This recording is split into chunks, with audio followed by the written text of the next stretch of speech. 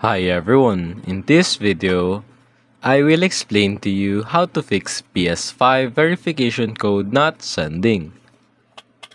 So first thing you want to do is to contact support chat and ask for an agent to the bot. Now you have to wait a little bit, but they will only ask for your serial number, which you should provide. Now, they will remove the verification code. But if that didn't work, what you need to do is, if your account is still connected via PS app, go to settings and disable the verification code. Then you need to change your number. Now, he's been using the same number he used since he signed up 8 years ago.